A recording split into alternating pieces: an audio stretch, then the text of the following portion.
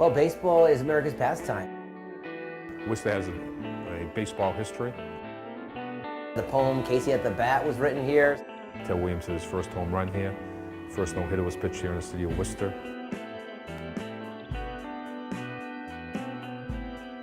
A lot of people in Worcester really know, they know baseball. 8:55, 55 degrees in Worcester right now, and tell you what, one thing I'm actually kind of really looking forward to tonight, opening night for the Worcester Tornadoes 2012 season.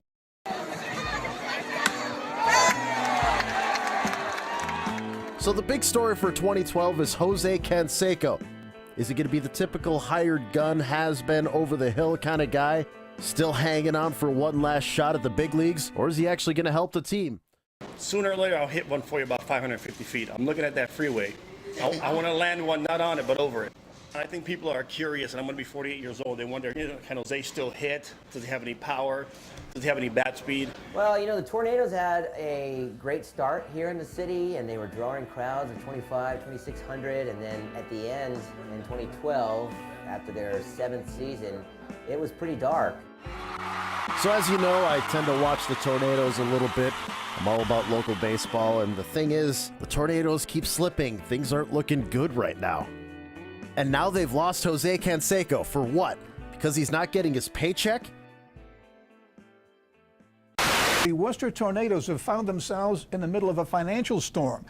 Those two vendors have filed lawsuits against the team for money they say has been owed to them for months. What's going on with this team?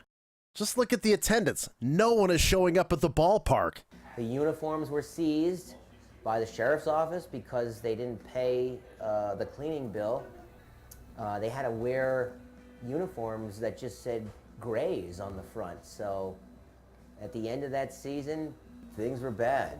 Movers pack up the Worcester Tornadoes corporate headquarters. It's the latest action from creditors suing the team for non-payment of services. A defiant team owner removed his belongings from the office Tuesday afternoon. Well, it's official. The Can-Am League commissioner has officially announced the termination of the Tornadoes charter.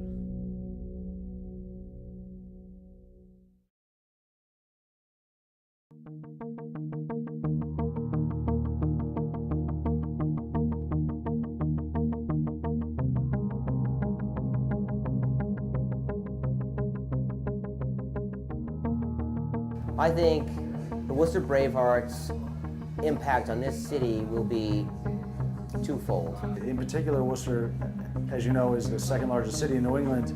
So we're looking at this project as, the second largest market in New England to Boston. And so we take this project very seriously, and we give it 100% effort in every way, every game. And we just have a tradition of playing baseball here in the city, whether it be at Little League level, Babe Ruth, or the high school level, and college level, that it's something that kids play and will continue to play.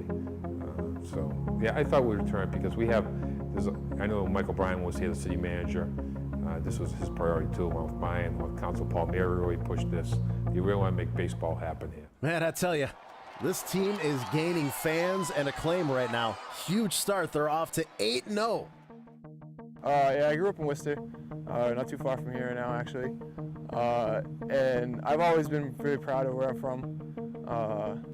Us Bostonians, as everyone knows, we're very proud of our hometowns, and Worcester's no exception. And it was just an honor to be able to play for Worcester. Bravehearts got their name through a community naming contest where we actually got over 1,000 entries from the city of Worcester and surrounding towns. We got the community involved to try and help us name the team. And the Bravehearts name won an online vote by a 2-to-1 margin over 4 other choices. The Brave aspect of the name refers to the men and women in uniform who serve our city as well as the entire country. That includes military service members, it includes police officers, but it also includes firefighters.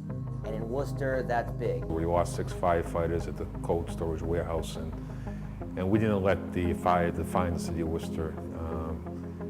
the outpouring, the response was what really defined Worcester. And the second half of that word being heart, as in Worcester is the heart of Massachusetts, right in the center of Massachusetts. They're not just winning on the field, they're winning at the gate too. Fans are coming out to support this team. They're going to the FCBL Finals. They might win a championship. They could go all the way. I had chills when there was 2 outs, bottom of the 9th, the last game, and 3,100 people there, and they were all standing. And I looked at the other coach, Justin, and I said, everybody in the place is standing. This is unbelievable. It's crazy. So, I mean, they get it. You know, they get it. The fans were great. I'm pretty happy with the way things went for the first year. When you see like 3,100 people, you know, clapping for what you just did, and I think that was the most chills I ever got looking up, and you know, really knowing like, wow, we just won a championship.